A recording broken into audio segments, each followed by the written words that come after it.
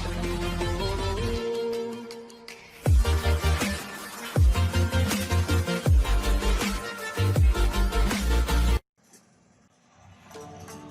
علیکم دوستوں، میں ہوں رم اقبال۔ آپ دیکھ رہے ہیں channel Urdu Discovery 5۔ Story start کرنے سے پہلے نئے آنے والے ساتھیوں سے گزارش ہے میرے چینل کو لائک کر دیں، سبسکرائب کر دیں اور ساتھ لگے بیل آئیکن کو پریس کر دیں تاکہ میری ہر آنے والی نئی ویڈیو آپ تک جلد از جلد پہنچ سکے۔ میری آج کی ویڈیو کا ٹائٹل ہے عمران خان کی میرڈ لائف اور ڈائیورس۔ 16 مئی 1995 کو پیرس میں اردو میں ہدایت کی گئی ایک تقریب میں عمران خان نے جیما گولڈ سمتھ سے شادی کی۔ ایک ماہ کے بعد 21 جون کو انہوں نے انگلینڈ کے ریچمنڈ رجسٹری کے دفتر میں دوبارہ شادی کی۔ جیما نے اسلام قبول کیا۔ اس جوڑے کے 2 بچے سلیمان، عیسیٰ اور قاسم ہیں۔ گپ شپ منتشر ہو گئی کہ دونوں کی شادی شدہ زندگی تباہی کا شکار ہے۔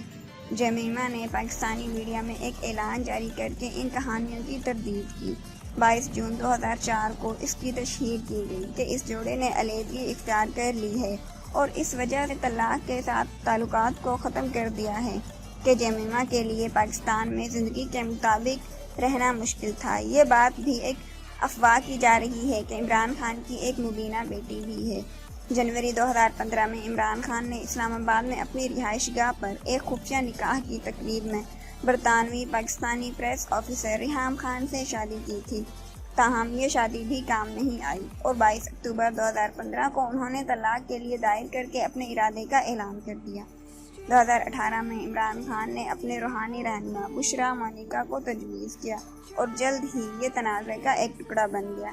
تب سے بڑے صحافی اور مقامی لوگ اس معاملے پر سوشل میڈیا پر بحث کر رہے ہیں۔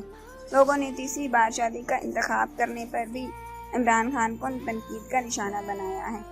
عائشہ گلالئی نے بھی اسے نہیں بخشا، یہاں تک کہ شیریں مزاری کی بیٹی اماں مزاری نے ٹویٹر پر جا کر اپنے خیالات شیئر کیے۔ تاہم صحافی رابعہ انعم سمیت پاکستانیوں نے تحریک انصاف کے سربراہ کے خلاف ہونے والی تمام تر تنقید پر سوال اٹھایا ہے۔ 2018 میں عمران خان نے بالآخر اپنی روحانی رہنما کے ساتھ ازدواجی تعلقات کو بند کر دیا اور 18 فروری 2018 کو پی ٹی آئی نے اعلان کیا کہ عمران خان نے بشریٰ مونیکا سے سرکاری طور پر شادی کی ہے۔ Thank you.